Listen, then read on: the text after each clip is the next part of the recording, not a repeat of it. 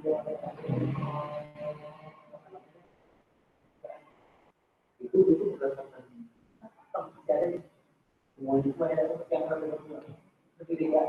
saya satu kelihatan ini. Kita baca ya. Ada Pak. Baik. Kemarin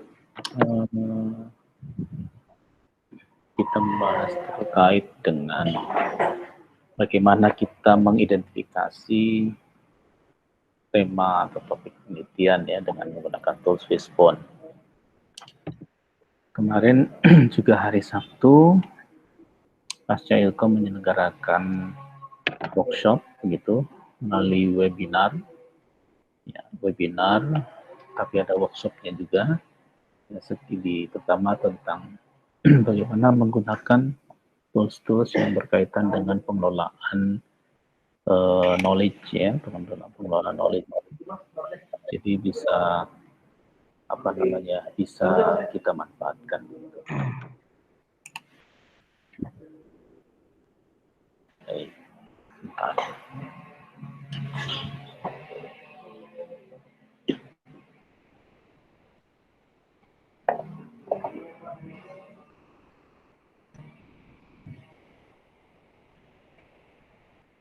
Jadi kalaupun kita perlu familiar terhadap tools yang kita gunakan, kemarin kalau seandainya ada yang ikut, mungkin bisa terbantu lah. Gitu. Ada yang ikut kemarin? Ikut Pak. Ikut ya? Iya. Baik. Nah, saya coba slideshow sekarang. Jadi ini saya coba memaparkan tentang bagaimana teknik pengumpulan data, ya, dan ada slide-nya sudah sebenarnya di e-learning-nya IPB, dan ini adalah awalnya dulu. Tambahan sebelum itu sebenarnya nanti detail materinya itu ada di slide tersebut, dan setelah itu nanti dilanjutkan dengan materi hari ini sebenarnya tentang bagaimana kita melakukan analisis terhadap datanya. Saya yakin Bapak-Bapak semua sudah familiar lah ya dengan beberapa tools untuk pengolahan data, baik spreadsheet seperti Excel yang paling sederhana, sampai dengan ada yang pakai SAS khusus untuk pengolahan data statistik, ya, atau SPSS atau Minitab atau R, bahkan ada PSPP, yaitu PSPP versi open source-nya di Linux, di Windows dan di Mac juga, ya. Kalau di Windows-nya ada SPSS, ini dibalik PSPP, ya. Nah, ada materi yang terkait dengan pengumpulan data yang disampaikan oleh teman-teman dari divisi lain, itu sudah diunggah juga, nanti silahkan saja diunduh di e-learning-nya IPB. Baik, saya coba memaparkan sebelum kita nanti masuk pada bagaimana mengumpulkan datanya. Kalau pengumpulan data kan ini sebenarnya sudah tahap pelaksanaan ya, tahap pelaksanaan. Tapi tentunya yang tidak kalah penting itu juga adalah perencanaan. Ya, jangan sampai nanti kita tidak matang dalam pertama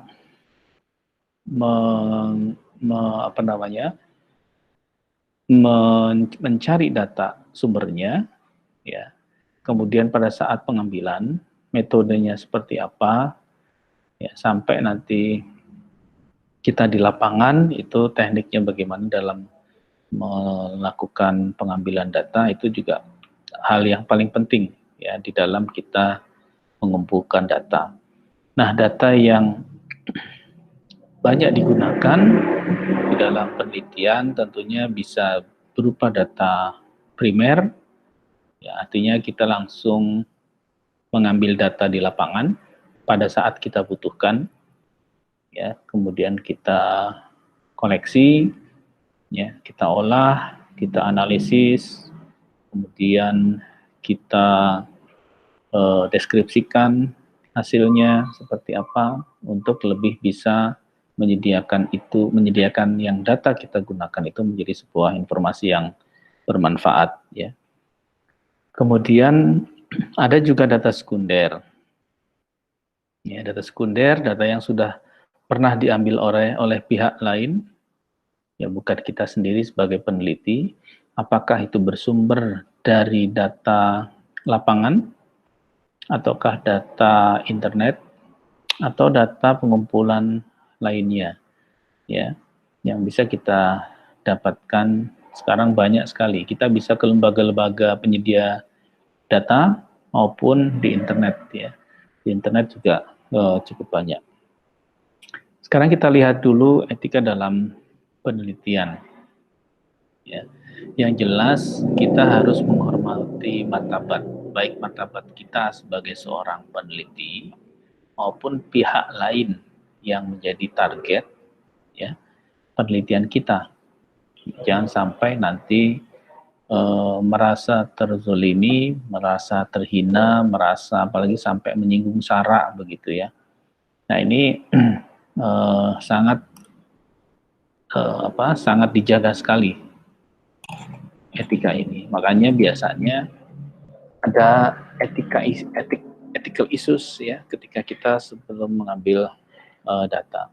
Terutama data-data yang berkaitannya dengan makhluk hidup ya seperti data tanaman, data manusia. Kalau kita menjadi responden ya, artinya kalau di kedokteran itu kan pasti ada etikanya. Kemudian kalau di mungkin di botani itu juga ada etikanya ya. Misalkan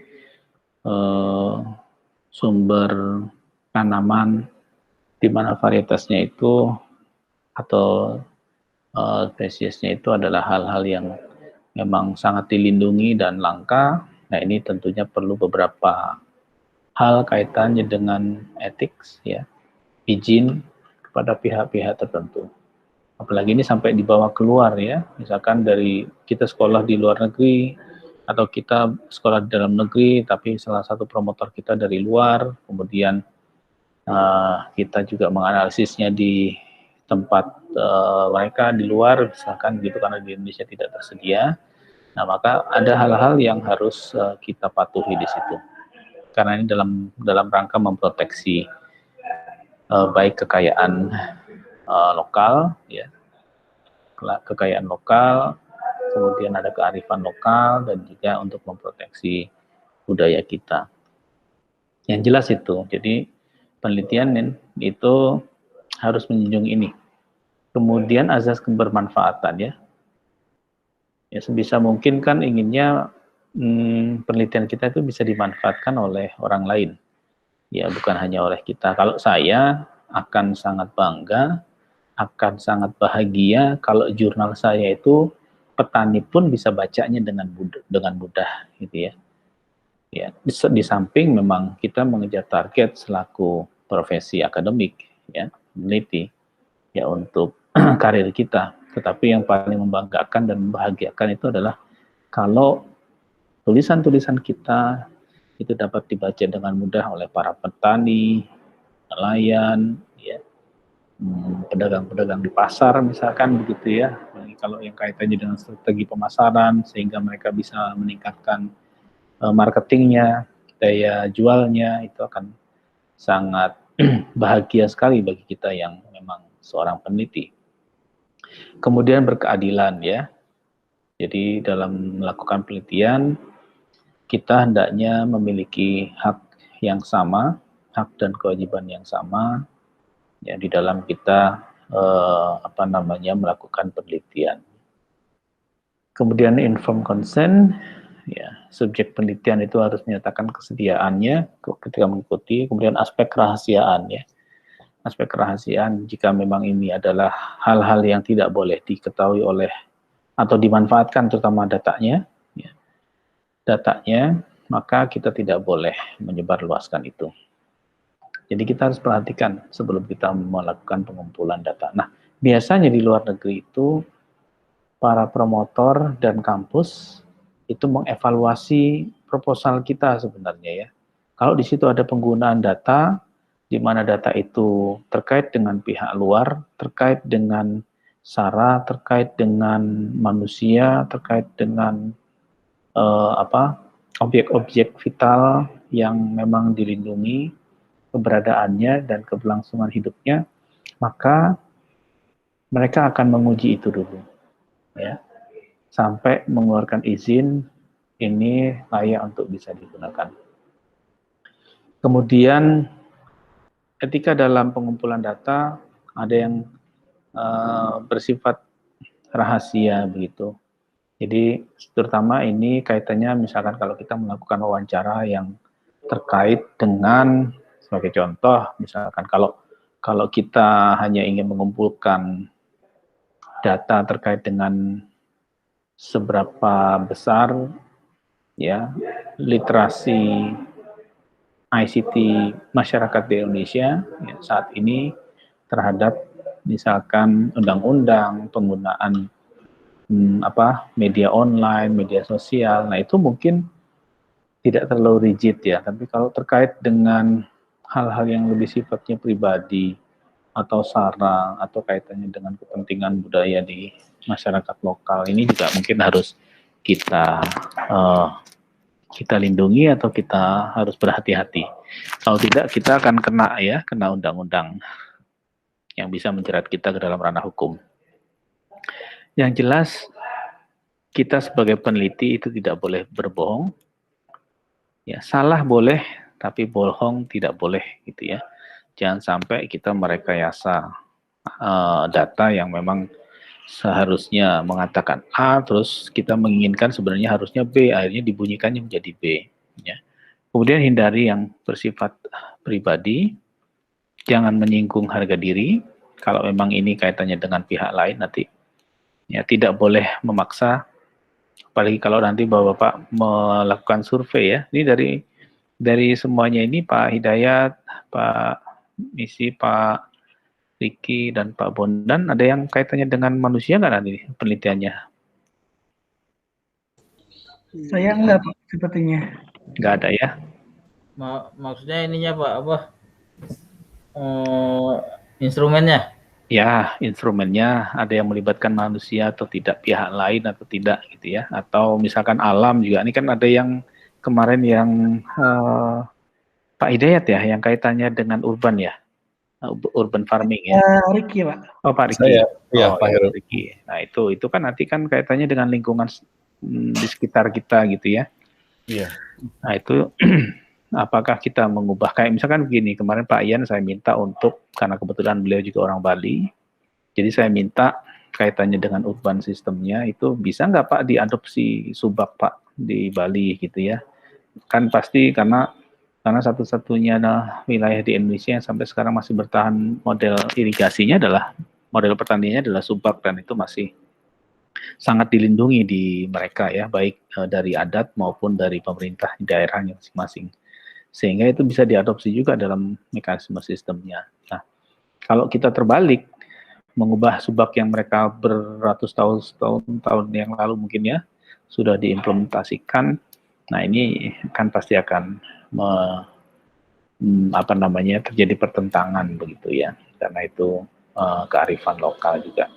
Nah ini mungkin perlu juga nanti siapa tahu begitu ya, tidak tidak berkenan juga di sekitar kita ketika kita mengubah budaya, mengubah lingkungan, gitu ya. Ini yang agak sulit. Kemudian transparan, ya, subjek harus diberitahukan sepenuhnya mengenai alasan eksperimen, ya, kemudian tidak boleh menekan atau sampai mengancam ya. Dan yang jelas kita harus teliti dan benar.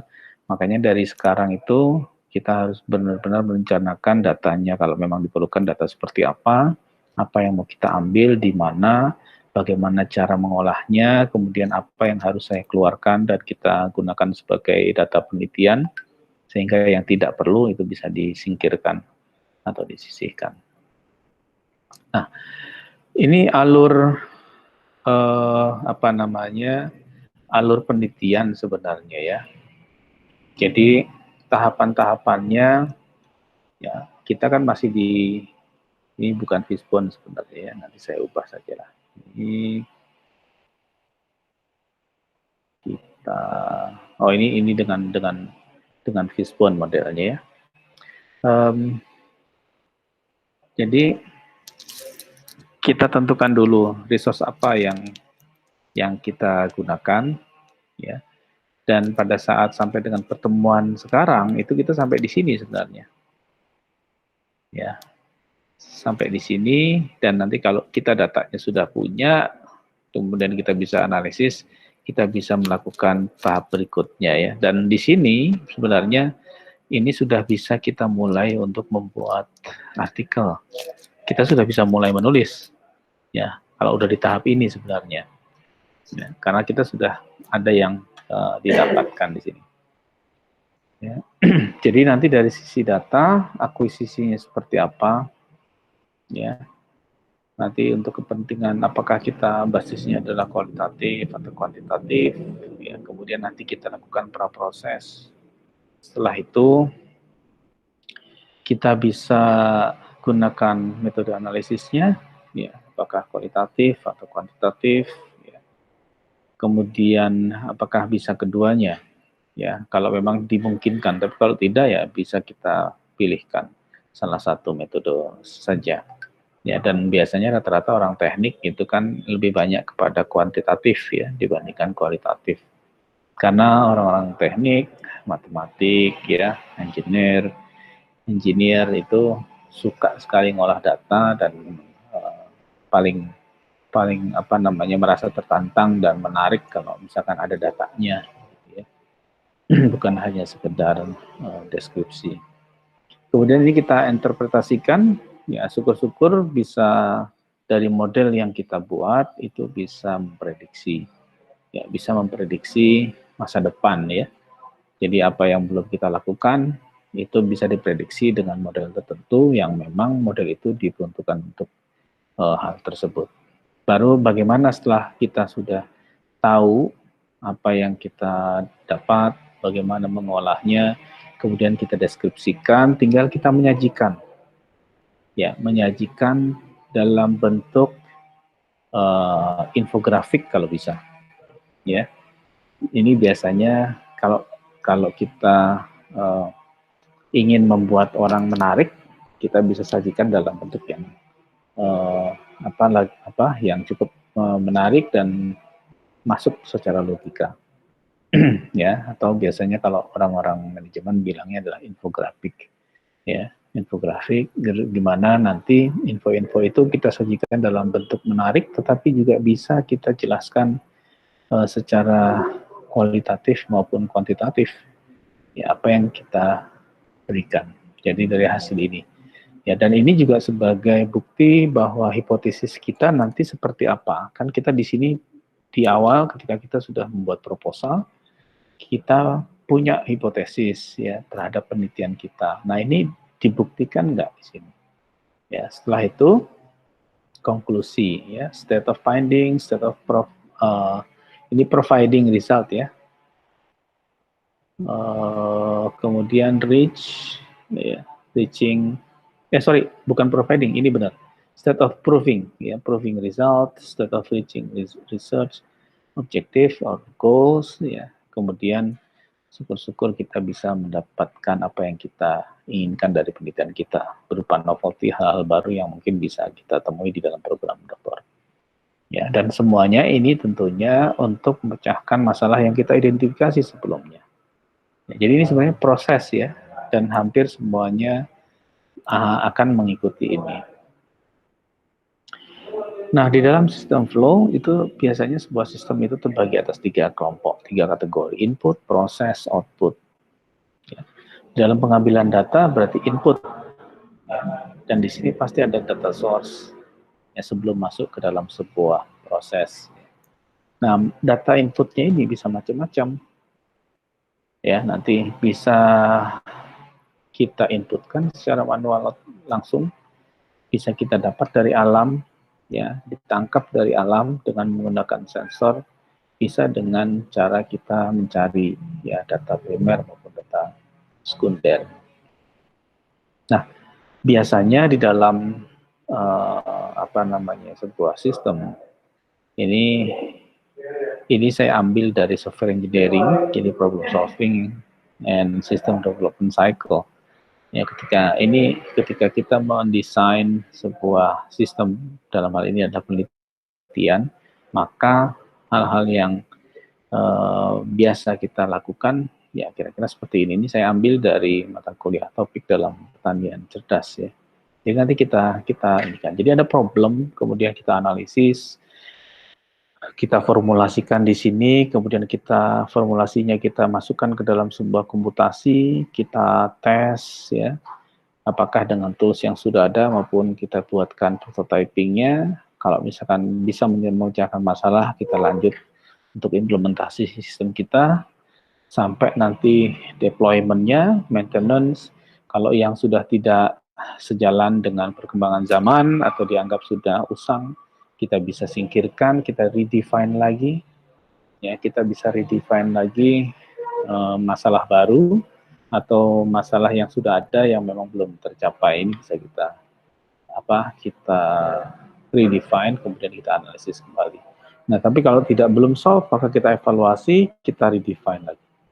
Kira-kira seperti itu. Ya. Ini kalau inputnya dari sensor, ini nanti akan biasanya saya bahas di pertanian cerdas, ya. Bagian sensor. Jadi kalau Bapak yang menggunakan sensor, ini saya yakin berarti Pak Riki menggunakan sensor ya. Sensor apa aja nanti Pak Riki? Betul, ada sensor untuk kelembaban tanah, Pak Heru, kemudian ada sensor suhu juga, kemudian nanti ada sensor cahaya ya. Ya, light ya. Ya, betul. LDR-nya. Iya, iya. Iya. Berarti kelembaban ini ya. Kemudian ini yang dipakai. Kemudian ini juga bisa dipakai. Ya, proximity saya nggak tahu, tergantung nanti apakah ada hal-hal yang diperlukan lagi atau tidak. Ya, ini sensor dan sebenarnya apa sih sensor? Ya, sebenarnya di tubuh kita itu ada jutaan sensor ya.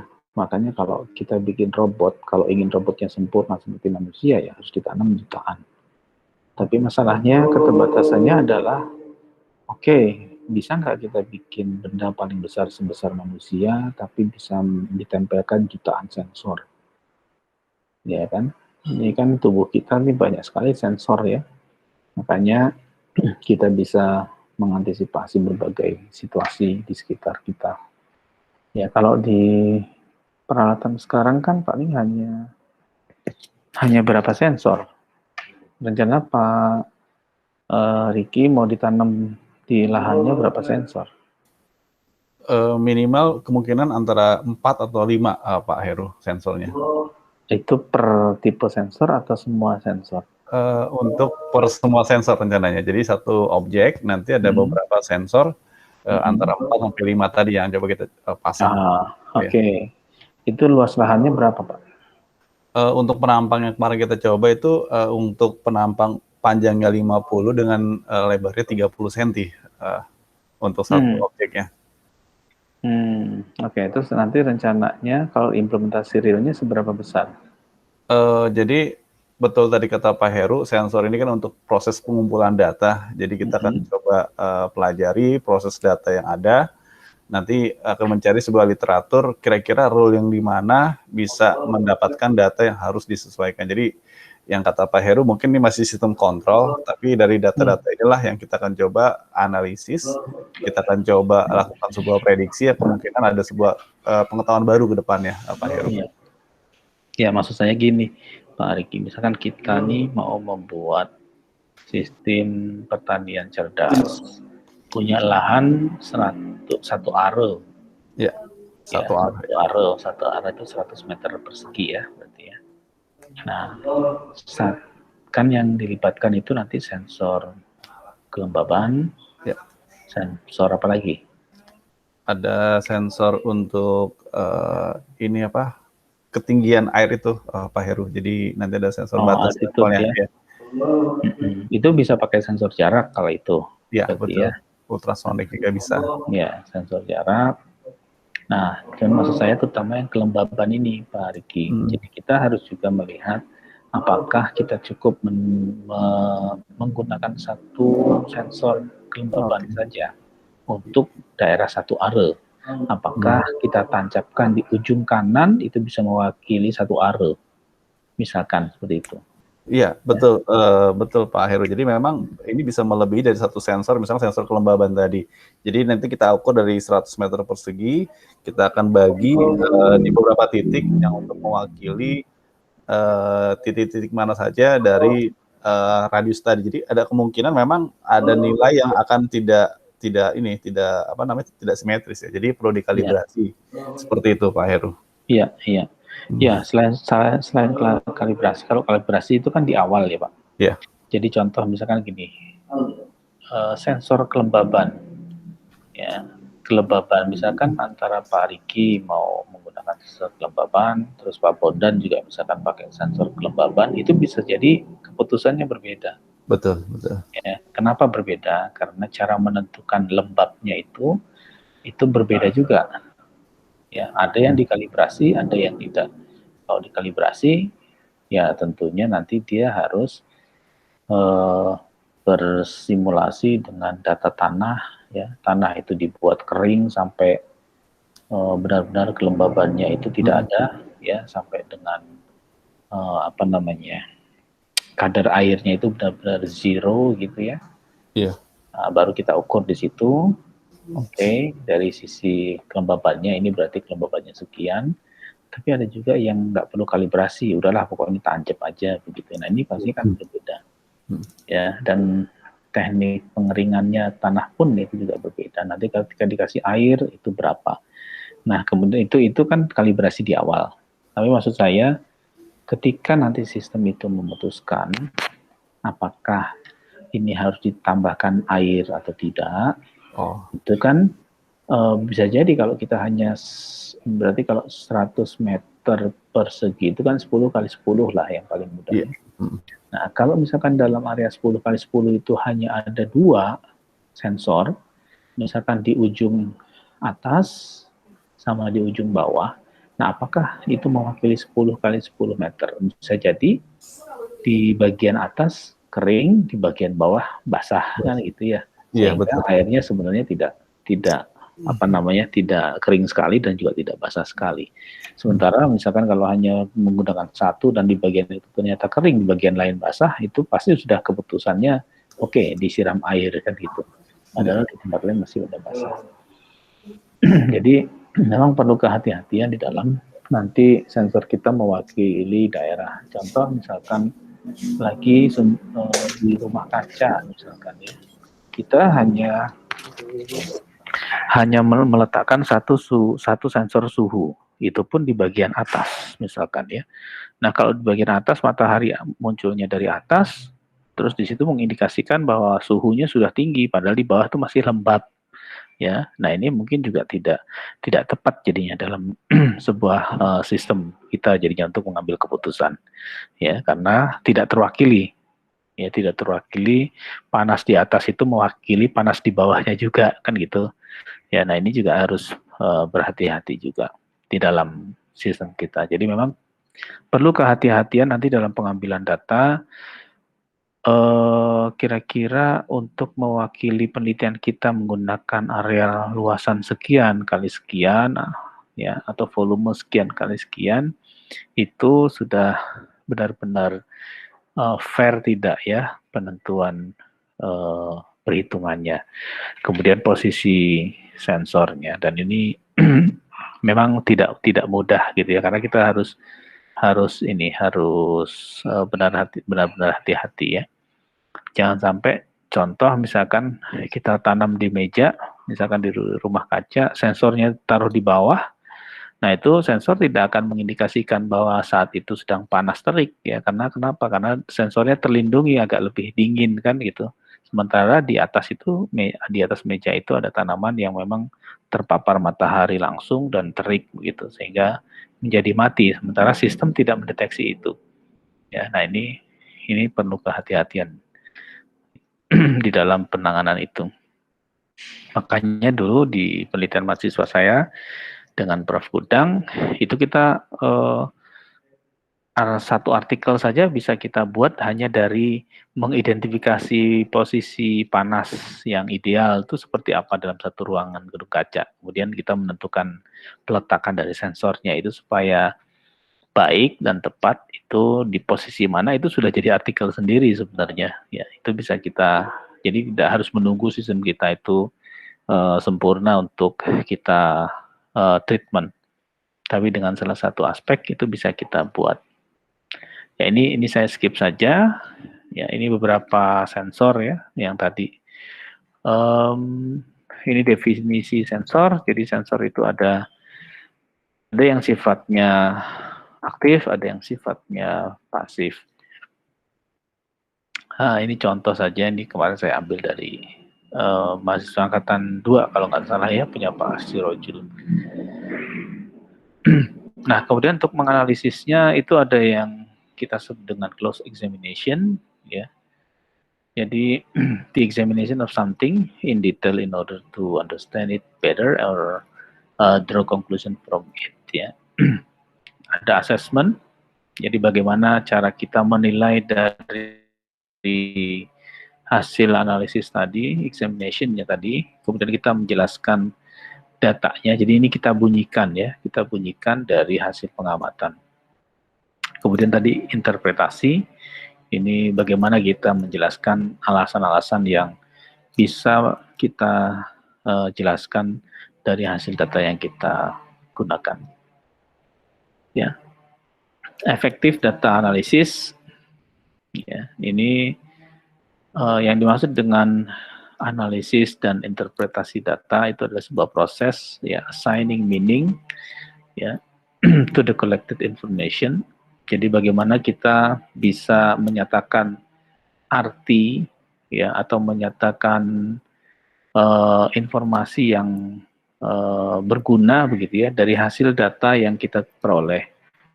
Ya, kemudian kita dari situ menentukan kesimpulannya apa, signifikansinya apa, implikasinya apa terhadap hasil temuan kita, dan ini apakah ada impact-nya juga ke masyarakat atau tidak.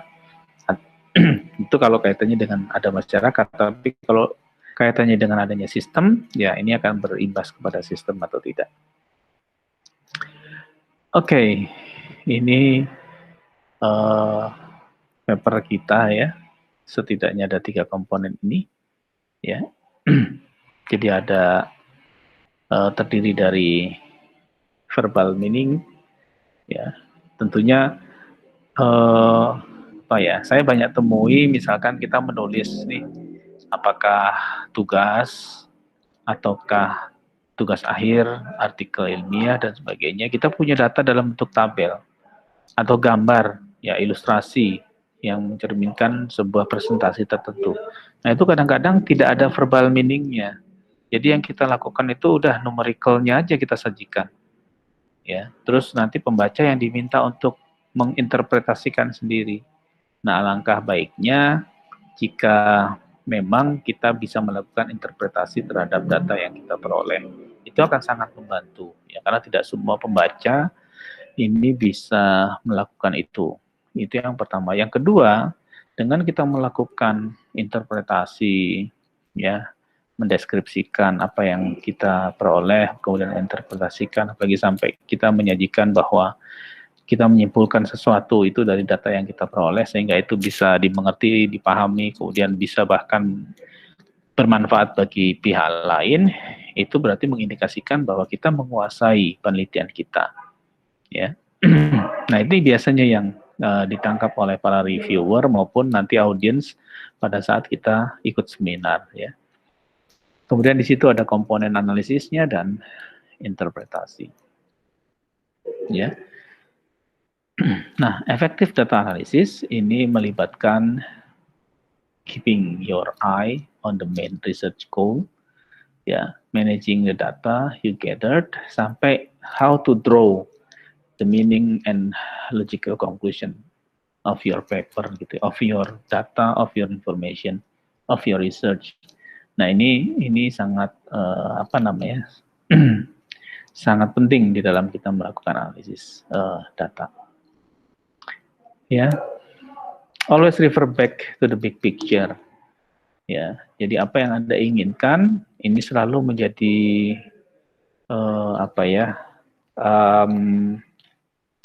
rambunya begitu ya, rambu penelitian Anda. Kira-kira saya sudah mencapai apa yang saya inginkan atau tidak.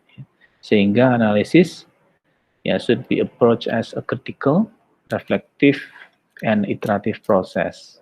Jadi kalau kita belum dapat apa yang kita mau, ya kita iteratif lagi.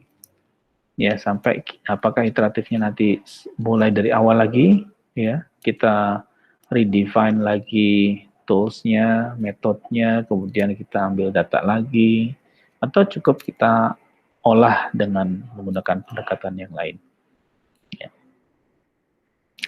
Nah, analisis ini bisa berupa kuantitatif. Nah, biasanya kuantitatif itu basisnya adalah numerical data, ya.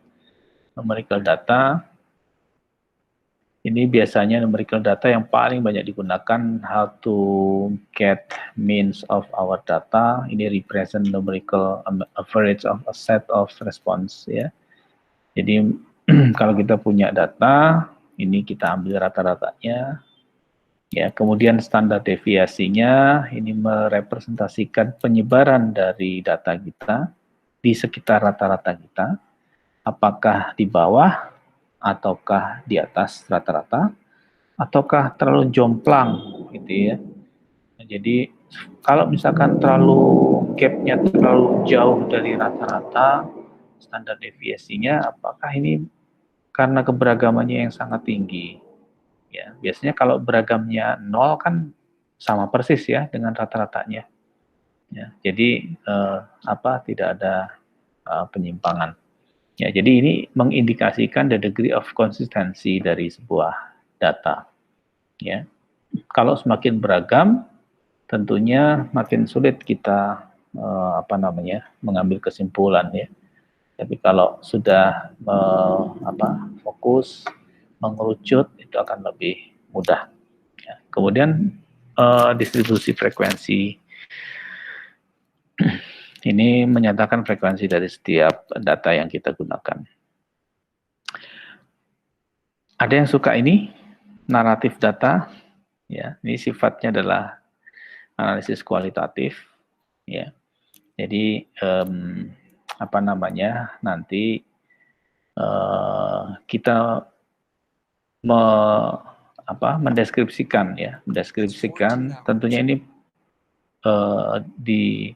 sangat berpengaruh dari pengalaman kita sebenarnya. Semakin kita berpengalaman dalam hal meneliti atau dalam hal mendalami kasus yang kita teliti, itu semakin baik ya narasi yang kita buat. Ya, ini biasanya teman-teman di bidang sosial ini yang paling suka ya, data kualitatif atau analisis kualitatif ya. Kemudian ini biasanya yang digunakan oleh pendekatan kualitatif ya, biasanya mereka menggunakan teknik FGD, interview, kuesioner gitu ya, sehingga nanti di sini mereka kelompokkan dalam beberapa grup ya untuk melakukan penilaian secara kualitatif. Dan selain dari tadi ya FGD atau interview, kita bisa lakukan penggunaan data di dokumen, ya observasi. Kalau di kita biasanya apa yang dipakai datanya? Kebanyakan data lapangan ya. Data lapangan dalam artian bukan hasil dari wawancara atau interview, tapi kita collect langsung dari data sebenarnya. Kemudian ini managing data, ya managing your data involved, familiarize yourself with appropriate software. Nah, kadang-kadang begini, ketika kita managing data atau nanti sebelum praproses, kita bingung ini datanya saking banyaknya mau diapakan, ya. Mau disimpan di satu folder kah? Nanti kalau dalam satu folder bagaimana cara penamaannya, bagaimana cara mengorganisasi tempatnya dan sebagainya. Atau kita kategorikan berdasarkan topik, misalkan tahun, ya material dan sebagainya. Ya, kalau ini kita lakukan secara manual, ini mungkin agak sulit ya. Maka kita hendaknya familiar lah terhadap tools-tools yang dapat membantu kita. Ya. Baik, developing data management, systematically organizing and screening your data, entering data into a program, dan akhirnya buang data yang nggak perlu. Ya, kita ambil saja data yang perlukan. Oke, kemudian kita kelompokkan misalkan ya, ini salah satu contoh saja. Ya, kita buat saja daftar listnya. Ya, ini salah satunya bagaimana mengidentifikasi ya. Kita kelompokkan misalkan dalam bentuk software, ini hanya salah satu saja ya, karena ini kebetulan kita di orang IT, ya saya kategorikan saja sebagai software, hardware, dataware, netware, brandware misalkan. Kemudian ternyata di dalam riset kita itu banyak di lingkungan penelitian kita itu peralatan dan software atau data ya. Maka kita bikin item ini. Jadi ada item, kita list di sini itemnya.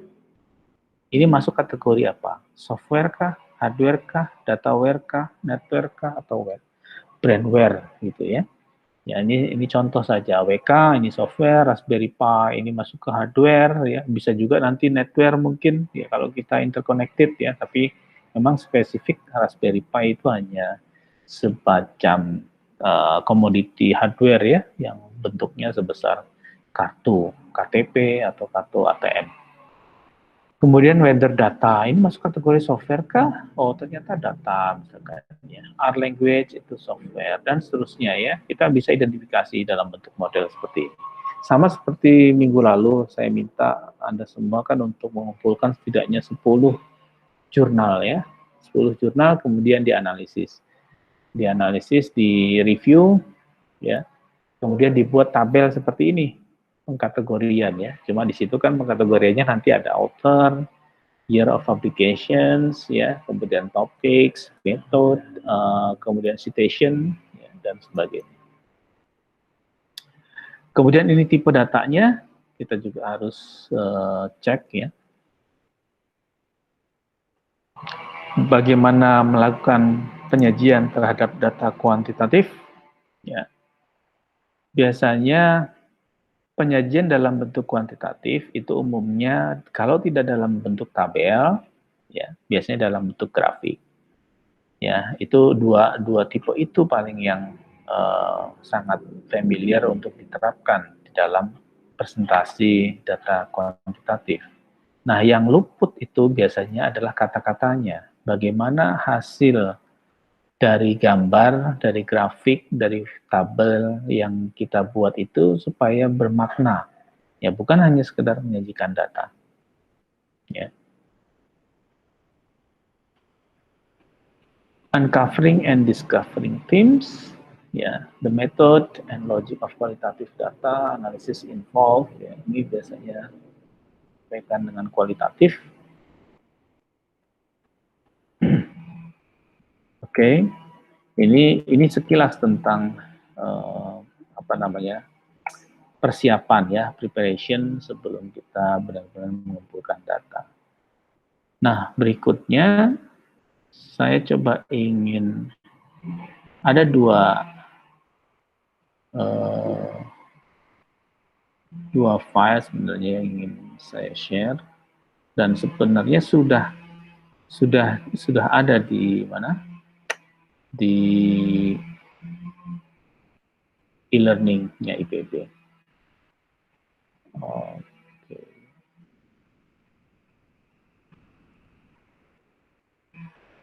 Oke. Ini kelihatan ya? Semuanya ya, terbaca ya. Jadi ini bagaimana, ini apa? Selecting and constructing data collection instruments ya, yang saya share, benar? Ya betul Pak, ada. Oke, baik. Soalnya saya nge-share-nya hanya Windows saja, takutnya saya salah. Oke. Jadi ini silahkan saja nanti dibaca dan itu sudah cukup banyak ya yang disampaikan di sini ya, mulai dari bagaimana cara mengumpulkan data ya, strateginya, kemudian karakteristiknya, ya, memilah mana yang bisa kita gunakan sebagai data kuantitatif, data kualitatif, terus tools-tools yang digunakan. Ya, nanti ini mohon dibaca. Ini sudah ada yang sudah mengunduh ini? Ada yang mau ditanyakan mungkin? Sudah? Belum, Pak. Oh, Sudah belum ada. dibaca. Ya unduh sih Pak, cuma belum baca betul-betul. Waduh, gimana ini mahasiswa S3 tapi kelakuannya masih S1 ini. Aduh. Ya, jadi ini validity internal sama eksternal, jadi data reliability juga dilihat. Kemudian ada juga yang ini juga sudah dibaca. 5 ini sampling, teknik analisis untuk datanya. Ini ya. Sudah diunduh juga? Sudah. Baik, sudah dibaca? Belum? Aduh, berarti kalau belum dibaca saya nggak bisa nanya dong. Nah, tadinya saya mau nanya gini, berapa sih sebenarnya sampel yang baik yang bisa kita gunakan dalam penelitian kita? Ada yang bisa bantu nggak? Jadi misalkan gini, ini kebetulan saya ada pekerjaan nih diamanahi oleh IPB, dalam hal ini adalah PPM IPB. Mereka bekerja sama dengan Kementerian Pertanian, ya, Kementerian Pertanian. Nah, mereka punya project upland, ya, baseline survei untuk di upland di dataran tinggi. Nah, mereka sudah tetapkan, ya, 2 provinsi, masing-masing provinsi itu 2 kabupaten. Ya, nanti di situ ditargetkan para petani misalkan, ya, total yang perlu diambil datanya itu ada 1.500 misalkan untuk seluruh kabupaten kota tadi yang sudah disampaikan. Ya, nah seandainya itu kan sudah ditetapkan, ya, dan itu mereka pasti sudah melakukan kebijakan bagaimana cara mengambilnya, karena apakah mungkin dari 7 provinsi, 14 kabupaten itu hanya 1.500 yang berprofesi sebagai petani. Ini terlalu sedikit atau sudah cukup banyak sebenarnya?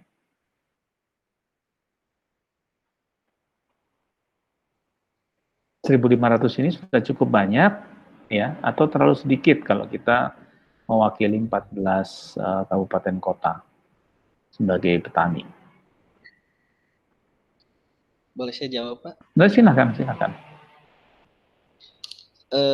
Kalau yang dari pemahaman saya, Pak, ya, untuk statistik, untuk teknik sampling itu kan ada tingkat kesalahan, ya, Pak, ya. Ada tingkat kesalahan yang 1%, 5%, 10%.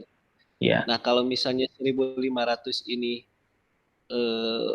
merupakan kalkulasi dari, misalnya ada semua penduduk populasi di sana itu misalnya ada 10.000 misalnya, Pak.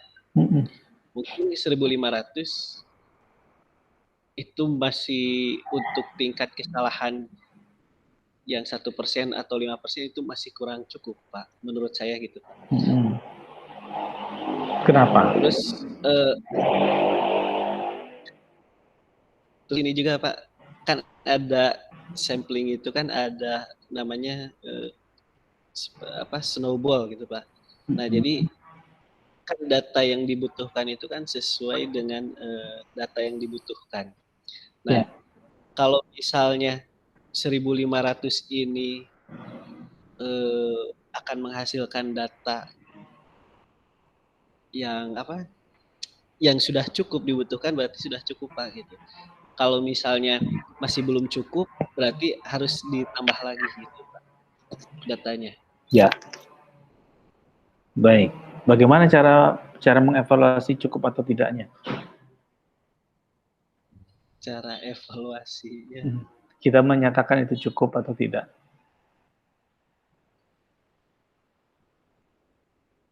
Saya belum paham juga sih, Pak. Iya, makanya.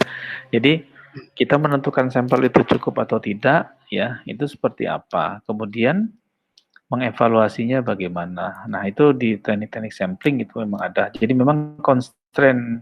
Jadi ketika kita melakukan pekerjaan, memang kita tidak hanya melulu melihat dari konsep teori statistik saja, ya. Karena constraint itu ternyata kan banyak ya, non parametriknya kan banyak itu. Apa namanya yang bisa berpengaruh terhadap keputusan kita mengambil sampling. Kalau ternyata idealnya dari 10.000 itu kita ambil 5.000, ya, itu idealnya kan gitu misalkan ya, misalkan seperti itu. Nah ternyata kita terbentur terhadap waktu, terbentur terhadap dana, terbentur terhadap metode, terbentur terhadap jarak dan sebagainya. Nah tentunya ini harus ada pembobotan kan gitu ya. Mana urgensi yang paling besar. Nah, ini juga menjadi salah satu apa namanya pertimbangan di dalam hal kita menentukan sampling. Ya. Di dalam kita menentukan teknik untuk pengambilan samplingnya. Ya. Kalau secara ideal memang mungkin secara statistik itu sudah ada teorinya. Ya, dan memang di dalam pengambilan sampling pun itu sebenarnya tidak ada standar baku. Ya, baik formulasinya ya maupun misalkan penentuannya harus begini begitu ya. Sepanjang itu tidak apa namanya, tidak menyalahi teknik bagaimana melakukan sampling, ya itu sebenarnya sih oke. Bahkan saya pernah diskusi dengan teman-teman di sosial begitu. Kalau mereka mengikuti apa namanya, mengikuti kaidah statistik yang ideal, mereka mungkin kesulitan ya. Jadi mereka hanya mengambil misalkan guru, ya guru mereka menyatakan udahlah cukup dari 2 sekolah saja. Ya, cuma nanti skupnya saja yang kita pisahkan. Tidak kita bisa generalisir ya bahwa itu berlaku untuk semua guru misalkan. Nah, ini salah satu teknik yang mungkin bisa mengatasi keterbatasan itu. Nah, di sini ini berbicara secara ideal ya, bagaimana melakukan sampling.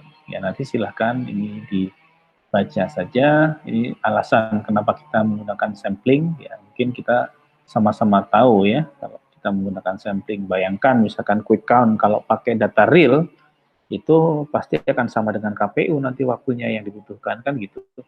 Ya, tapi mereka gunakan sampling gitu ya. Jadi sampling itu harapannya mewakili TPU yang kok TPU? Iya ya TPU ya. KPU. Iya KPU ya, KPU yang ada di wilayahnya masing-masing gitu ya. Jadi kalaupun di KPU di daerah, taruhlah level terkecil itu di mana, di wilayah desa atau wilayah RW misalkan, ya mungkin dia cukup ngambil kalau RW itu ada 500 kakak, cukuplah ngambil 50 misalkan ya. Kemudian nanti di tempat lain juga sama, sehingga ini bisa mewakili seluruh daerah. Tapi tetap saja yang paling baik itu ya harus lengkap. Kalau misalkan setidaknya ada 34 provinsi, ya harus diambil dari 34 provinsi. Ya, bukan hanya di Jawa saja diambil terus bisa mewakili seluruh Indonesia bahwa yang menang adalah partai A misalkan, itu tidak bisa juga ya. Karena masing-masing daerah itu punya jagonya masing-masing dan punya keunikannya masing-masing ya. Nah ini unit samplingnya, frameworknya, kemudian skimnya seperti apa, silahkan nanti dibaca ya. Ini ada yang pakai yang non-probability maupun yang probability. Ya ini terkait dengan itu. Nah untuk selanjutnya nanti saya ingin melihat perkembangan hasil studi literaturnya sampai di mana. Ada yang bisa menyajikan? Ini nanti silahkan dibaca ya untuk yang materi hari ini. Ya, jadi materi kemarin tentang pengumpulan data dan hari ini tentang bagaimana melakukan pengolahan datanya dengan menggunakan teknik sampling. Ini silahkan nanti didalami sendiri. Ya, syukur-syukur ada diskusi kaitannya dengan ini nanti karena ada sebagian yang mungkin menggunakan data juga ya. Tidak terkecuali untuk network juga ya. Sebagai contoh misalkan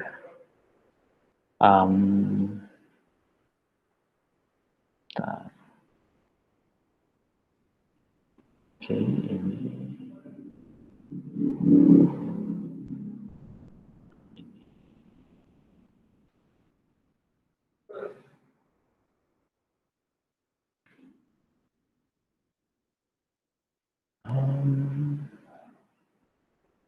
NCBI ya. Kalian sudah pernah ke NCBI?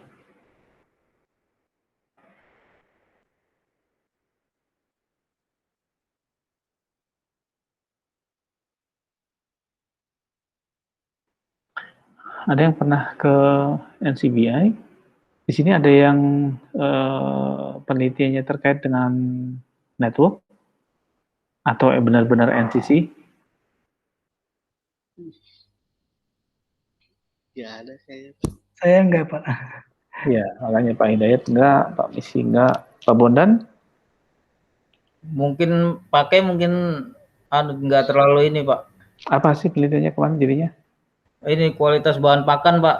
Oh ya, itu nggak ada berarti kayaknya. Maksud saya yang kayak kemarin saya contohkan di dokumen saya kemarin yang saya share itu kan benar-benar murni di NCC ya, tidak ada implementasinya di bidang lain. Atau penelitian tentang sentimen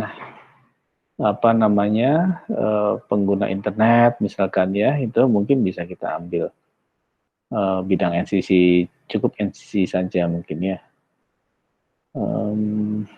Ini contohnya, ini kok saya nggak bisa, oke. Tab, coba. Nah ini contoh saja. Ya, ini di NCBI, tapi saya pengen cari datanya sebenarnya ya. Ada data trafficnya ya. Kalau ini hanya paper saja berarti ini. Ini tahun berapa ini? 2018 ya. Itu cukup baru ini. Baik, ada yang mau di-share dari yang kemarin, literatur? Siapa yang sudah selesai? Nggak apa-apa, belum selesai semua juga, yang penting saya ingin lihat aja. Sambil itu terus dicermati dan dilakukan. Saya dulu deh, Pak Heru. Oh, boleh Pak Riki, silakan Pak Riki. Oke, baik. Saya izin share, Pak. Ya.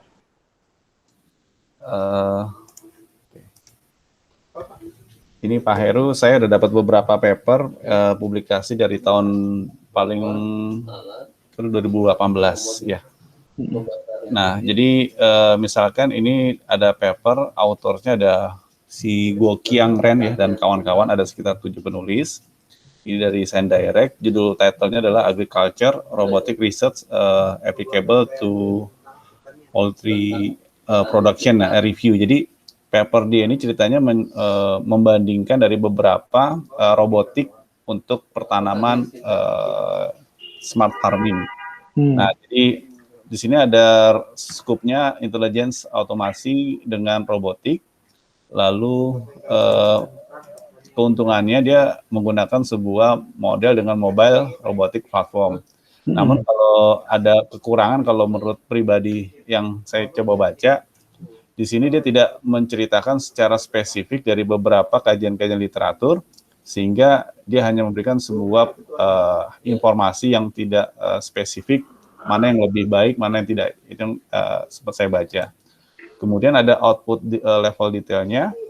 Di sini dia menggunakan semacam analisis dan integrasi sistem dengan aplikasi robotika.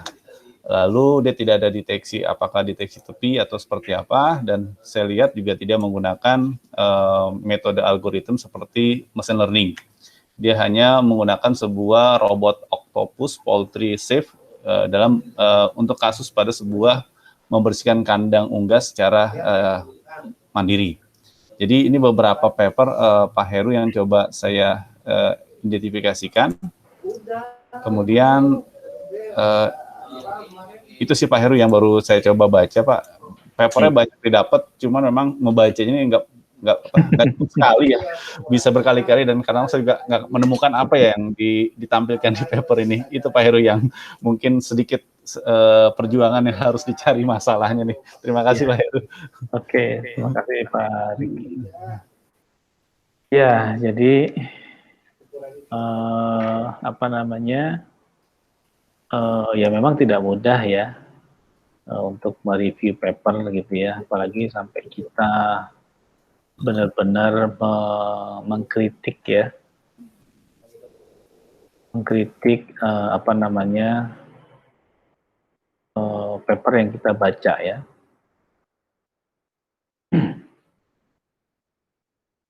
Jadi memang butuh waktu, makanya kemarin itu ada artikel yang mungkin bisa apa namanya, bisa digunakan ya, cuman saya lupa, belum sempat nyari, nanti saya share lagi di grup ya, terkait dengan tips ya how to read academic articles systematically and efficiently gitu ya. Jadi apa namanya, itu ya memang triknya sih sebenarnya itu sudah ada di literatur review kalau tidak salah ya. Jadi yang paling mudah kita screening ya. Yang pertama adalah screening, jangan dibaca semua Pak. Ya, jangan baca semua, pokoknya baca aja dulu header-headernya saja ya, atau sectionnya saja, judulnya saja. Kalau ada daftar isinya, baca aja dulu daftar isinya, itu yang paling mudah. Nah, nanti setelah itu tertarik, meningkat, baca abstrak ya. Baca abstrak, setelah abstrak kita makin tertarik, baru kita masuk ke dalam masing-masing section. Itu pun tidak dibaca semua. Coba bagian mungkin 1-2 paragraf untuk setiap section gitu ya. Kalau kita paham dan kita merasa penasaran, ingin tahu lebih dalam dan ini menarik, baru kita benar-benar baca. Tapi kalau di awal sudah nggak ngerti Pak, ya tidak paham apa sih sebenarnya yang dibahas, skip aja dulu, cari paper yang lebih mudah, ya, cari paper yang lebih mudah. Kemudian nanti kita bikin petanya. Makanya kemarin itu Pak Solikin, Pak Asep, Mbak Dinar itu kan salah satunya adalah memaparkan bagaimana memetakan penelitian itu menjadi bagian-bagian yang saling terkait dan yang kekinian gitu ya, sehingga kita bisa mengidentifikasi itu, dan itu sangat membantu kita ya, sehingga kita tahu posisi kita itu maunya ada di mana dan mau kemana ya, dan gap-nya apa yang belum dilakukan, itu bisa lebih mudah di situ ya. Kemarin kan pakai Fast Viewer ya, Fast Viewer itu yang dipakai untuk kita memetakan penelitian ini. Tapi itu tadi belum ada software sampai membuat peta yang seperti disampaikan Pak Riki tadi ya, bikin tabulasi untuk memilah ini advantage disadvantage-nya seperti apa, metode yang digunakan seperti apa ya, kemudian impact-nya bagaimana ya, citasinya seberapa banyak ya. Nah ini memang belum ya, jadi baru hanya sebatas pada pemetaan bidangnya saja ya.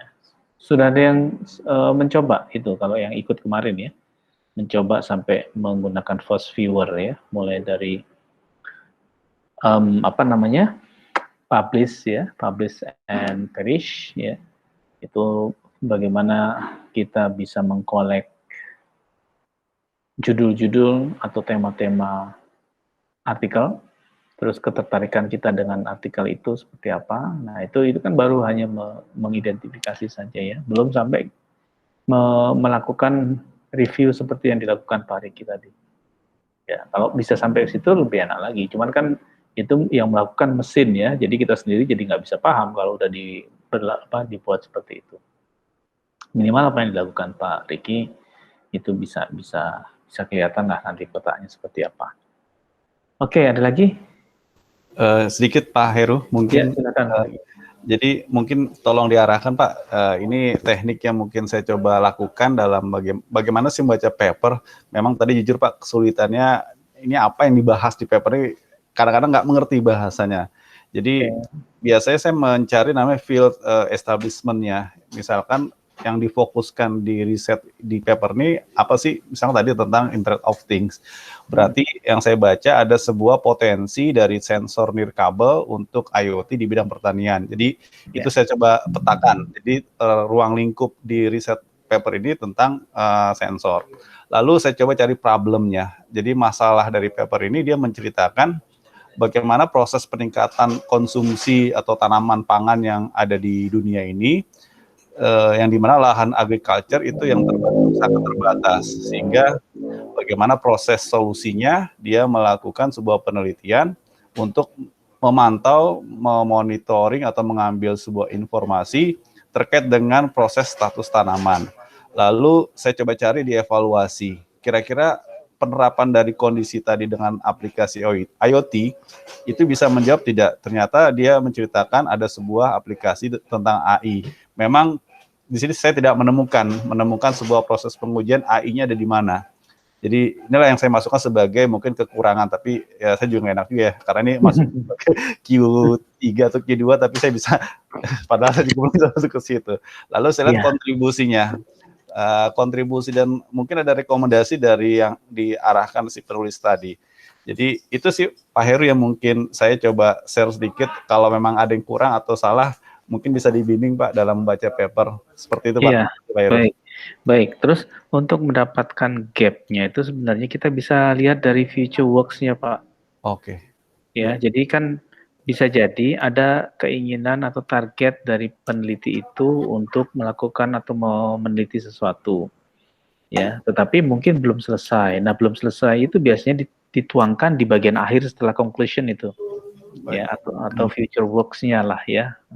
Nah, itu salah satu yang mau dikerjakan itu. Nah, di mana dia, kenapa dia melakukan itu, baru Bapak mungkin bisa tarik nanti problem yang diangkat itu sekarang apa. Ya, batasannya sampai di mana. Apa yang sudah diperoleh di situ, kan? Terus bagaimana dia memperoleh itu. Terus kemudian apa yang sudah dicapai itu di cross check ya, di cross check dengan hipotesisnya dia sama objektifnya dia, itu tercapai nggak gitu ya. Itu kita juga akan lakukan itu nanti di mana, di penelitian kita tentunya ya. Tapi kalau kita sebagai peneliti berikutnya yang ingin meneliti di bidang itu ya, gap-nya itu salah satunya yang bisa kita ambil dengan mensiasati kita di future works-nya itu. Berarti kan ini pekerjaan yang mungkin akan mereka lakukan karena di tahap ini dia tidak bisa capai, atau dia menemukan gap baru setelah mereka melakukan penelitian ini begitu. Ya, nah ini bisa kita lihat dari future works-nya ya. Atau ya kalau di kita kan kebanyakan cuman isinya saran dan kritik kan gitu ya.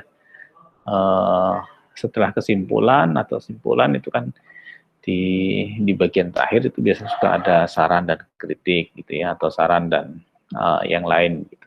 Nah, ini mungkin bisa disiasati seperti itu Pak Riki. Ya, kalau membaca ya itu tadi saya bilang, kalau di secara teknis mungkin kalau misalkan kita screening aja nggak ngerti ini maksudnya apa ya, ini terminologinya baru semua yang saya baca, misalkan itu skip aja dulu. Oke. Ya, di skip aja dulu, kemudian cari paper yang lain, screening lagi. Kalau ternyata menarik dan lebih familiar kitanya, ya baca bagian abstrak. Ya, di bagian abstrak misalkan kita sudah paham, wah ini menarik nih, ini kebetulan sejalan dengan saya. Baca berikutnya 1-2 paragraf di setiap sectionnya aja Pak. Jadi jangan semuanya. gitu ya. Jangan semua section dibaca dulu sampai tuntas, terus apalagi kita sampai mahamin tuh ulang-ulang, nggak paham-paham, udah itu skip dulu aja. Nanti kenapa? Nanti pertama kita habis waktu, kedua kita kesel sendiri. Ini saya yang nggak paham, terlalu bodoh atau gimana gitu ya.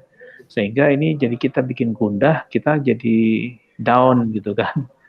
Kita nggak, aduh susah banget ya ternyata bidang ini ya gitu. Nah itu di skip aja dulu. Pokoknya yang bikin kita nyaman aja dulu kita baca. Ya. Dan kalau bisa memang seperti yang saya sampaikan kemarin di mana di acara workshop Aptikom, Ilkom dan Aptikom itu kalau bisa memang yang current literatur ya apa yang kita baca paling tidak 10 tahun terakhir lah ya 10 tahun terakhir. Kenapa 10 tahun terakhir? Bisa jadi yang setelah itu bukan berarti tidak boleh ya. Tapi jangan terlalu banyak, Pak. Kalau memang landasan teorinya tidak ada di kondisi sekarang, itu landasan teorinya ada di tahun 70-an, ya nggak apa-apa kalau memang itu diperlukan.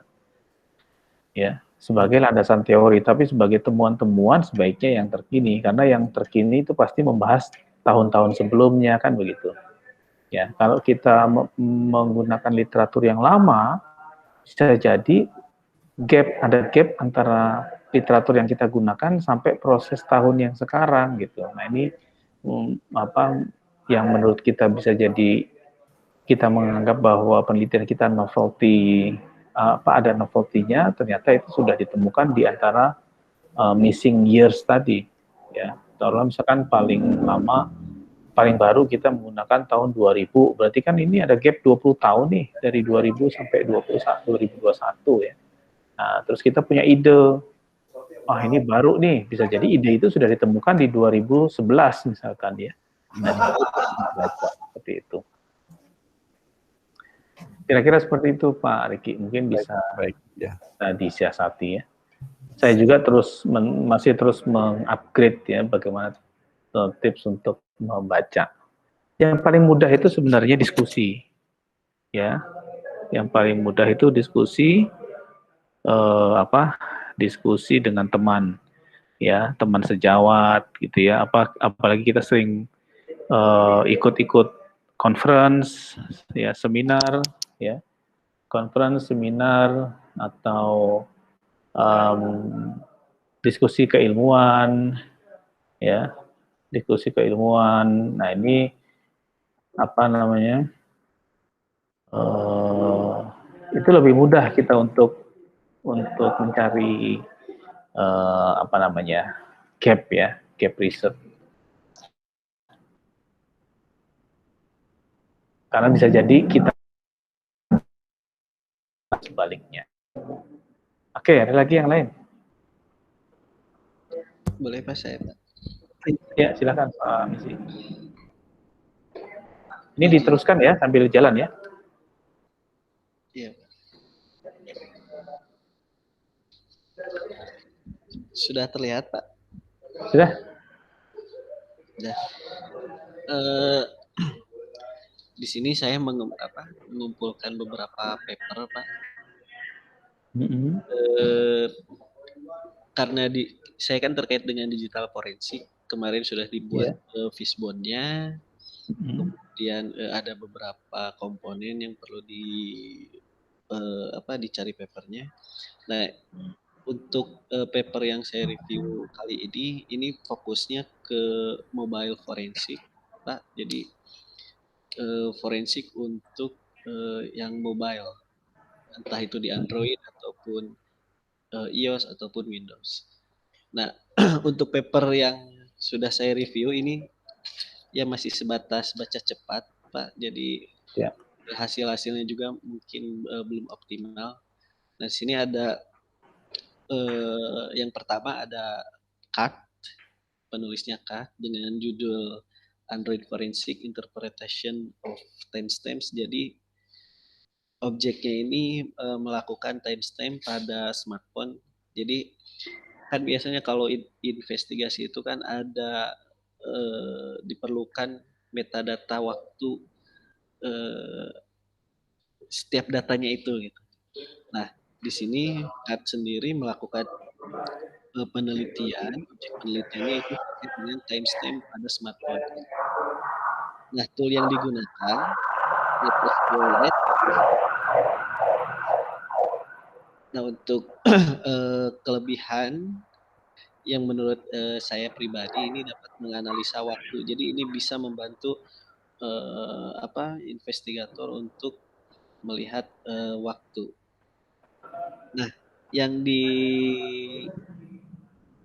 diteliti oleh CAT sendiri ini, jadi smartphone itu kan ada waktunya itu yang ditentukan oleh server, ada juga yang ditentukan oleh perangkat itu sendiri. Nah, kelemahannya yang menurut saya ini kekurangannya yaitu ini ada beberapa timestamp yang bergantung pada device smartphone-nya masing-masing. Jadi kemungkinan untuk bisa dimanipulasi itu besar gitu. Nah, untuk OS mobile device-nya Android. Nah, kemudian ada Anglano Cosimo. Nah, ini membahas tentang forensik analisis pada WhatsApp Messenger pada Android ini untuk khusus untuk Android smartphone. Nah, di sini objek penelitiannya yaitu menganalisa forensik artefak WhatsApp. Jadi melihat histori atau data yang ada pada WhatsApp,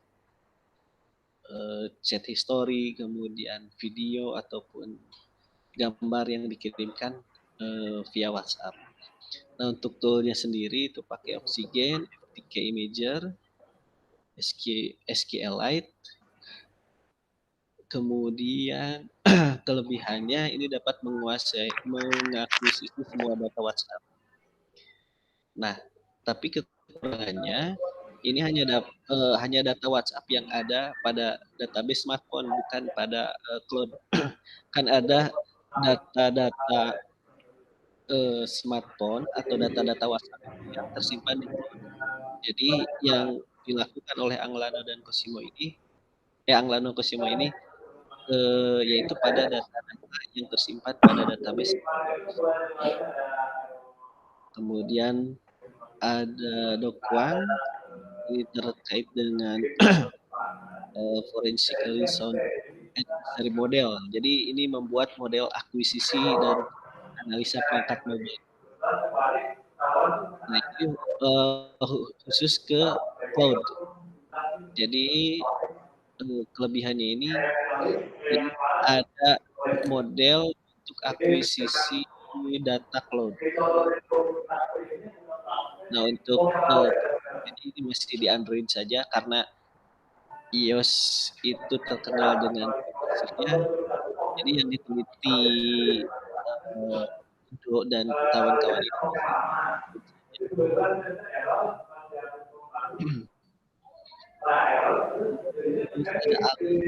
ini tentang meta model. Jadi Ali ini mengumpulkan beberapa model forensic investigation, kemudian dibuat sebuah meta model investigasi pada domain mobile forensik. Untuk toolnya sendiri saya nggak nemu. Untuk kelebihannya ini lebih sederhana karena ini merupakan perbaikan dari model yang sudah ada.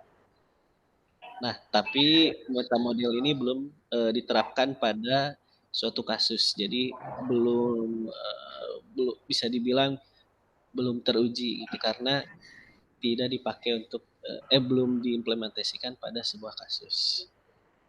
Nah, kemudian ini masih Ali juga. Sebelumnya ini penelitian extraction ini sebelum ini penelitian dari meta model ini, tapi mungkin ini publish-nya lebih cepat karena ini publish 2018, ini publish-nya 2017. Jadi ketika saya baca Ali ini jadi membuat ekstraksi konsep pada model investigasi smartphone. Jadi konsep-konsepnya itu diekstraksi seperti misalnya preservation itu seperti apa, terus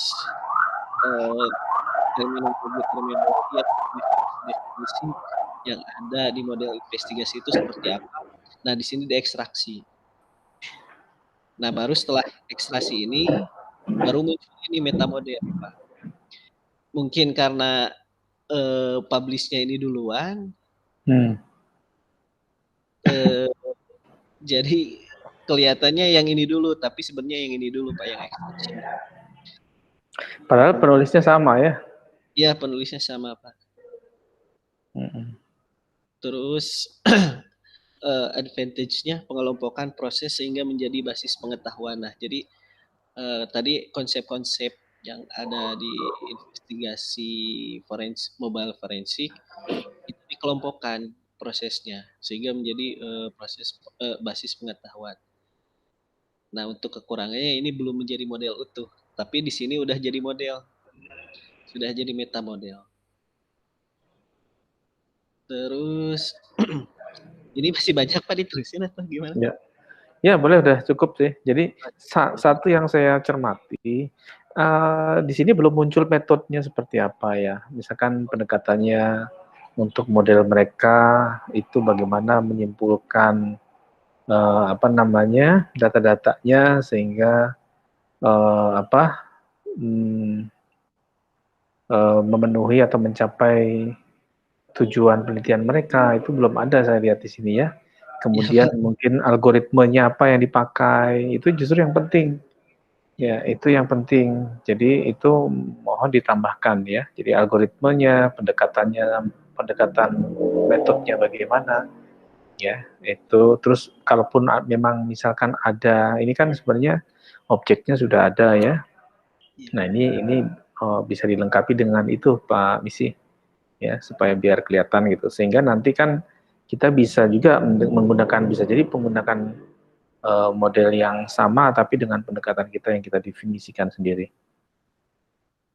Ya, baik Pak. Oke. Terima kasih Pak. Ya, sama-sama. Ada lagi yang lain? Ini waktunya sudah lewat 4 menit. Pak, dikit mungkin. Ya, silakan Pak Hidayat. Pak Misi boleh di stop dulu. Oh, sudah kayaknya. Belum. Ya udah. Oh, udah. Oke, silakan. Ya.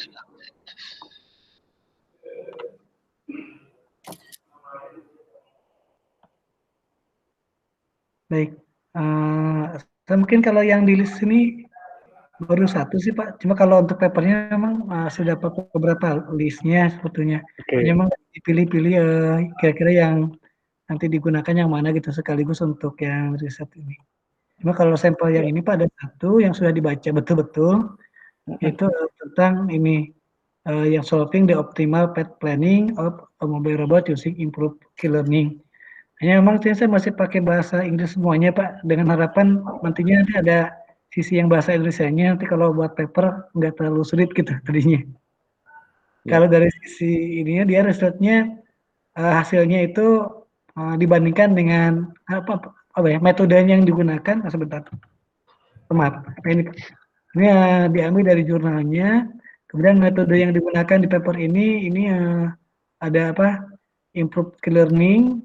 Kemudian dia menggunakan FPA atau Flower Pollination Algorithm yang diimprovekan ke key learning klasik. Ya. Kemudian untuk pengujiannya dia dites gitu ya, untuk mencek apakah optimal atau tidak dibanding dengan key learning. Kemudian juga dibandingkan dengan modifikasi key learning lainnya. Dari hasilnya saya menyebutkan bahwa improve learning yang algoritma yang dia buat ini optimal, gitu ya, maksudnya menghasilkan path planning yang optimal dari sisi kemudian komputasi gitu ya, komputasinya lebih optimal artinya gitu dibanding dengan key learning biasa gitu. Hanya saja ini dari sisi beberapa riset dibandingkan dengan key learning yang klasik.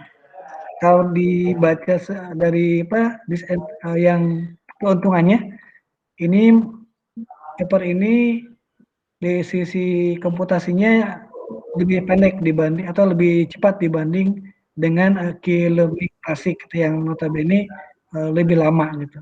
Dengan dilakukannya improve dengan menggunakan algoritma FPA tadi. Kemudian dari sisi disadvantage-nya atau kelemahannya, ini di studinya itu menggunakan static path planning gitu. Sehingga di sini di paper itu disebutkan untuk kasus-kasus yang lebih luas dan yang sifatnya dinamis itu tidak maksudnya belum baik gitu untuk kasus itu, sehingga di sini disarankan untuk terus mengkaji. Kemudian juga mencoba dengan multi robot gitu, diterapkan pada multi robot untuk menghindari tabrakan. Kira-kira mungkin seperti itu Pak, mungkin mohon masukan dan arahannya. Yang kedua masih berjalan Pak, jadi masih dibaca. Kemarin sih akhirnya bacanya itu tadi Pak, malah baca semua gitu karena takutnya ada yang kelewat gitu. Iya, baik, sebaiknya nanti dibuatkan poin-poin aja Pak, ya PowerPoint ya. Point has a power gitu ya. Jadi supaya bacanya juga enak, langsung fokus ya. Jadi apalagi kalau bentuknya paragraf panjang itu biasanya kita ambigu nanti menangkap poinnya nanti. Ya itu aja Pak Hidayat komentar dari saya. Pak Bondan ada yang mau disampaikan? Masih ngikut dulu Pak. Oh iya, jangan jadi follower terus Pak ya. Sekali-sekali jadi inspirator nanti. Baik, kalau demikian kita cukupkan sampai di sini. Mohon diteruskan lagi studi literaturnya ya, terus itu karena itu nanti akan dipakai di tugas akhir juga kan. Ini kan kaitannya pasti dengan tugas topik khusus ya. Topik khusus juga kan membedah tentang topik apa yang dikaji kan gitu. Ya, kemudian diperkuat nanti dengan studi literatur, nanti memperkaya proposal Bapak-bapak sekalian ya. Mudah-mudahan ini diteruskan sampai nanti akhir mata kuliah ini tetap saja dilakukan ya. Mungkin sampai selesai studi atau ya minimal selesai studi lah, nanti kalau mau dilanjutkan ketika sudah di instansinya masing-masing, nggak silahkan saja. Baik, jika demikian saya ucapkan terima kasih atas diskusinya dan perhatiannya hari ini. Terima kasih Pak Heru. Kita lanjut minggu depan. Terima kasih Pak. Ini saya sudah mulai ngantuk-ngantuk ini habis divaksin, efek vaksin. Tidur dulu Pak. Aduh, ya untung nggak ada ngajar lagi setelah ini. Baik, terima kasih semuanya. Saya stop recording, nanti saya kirimkan kembali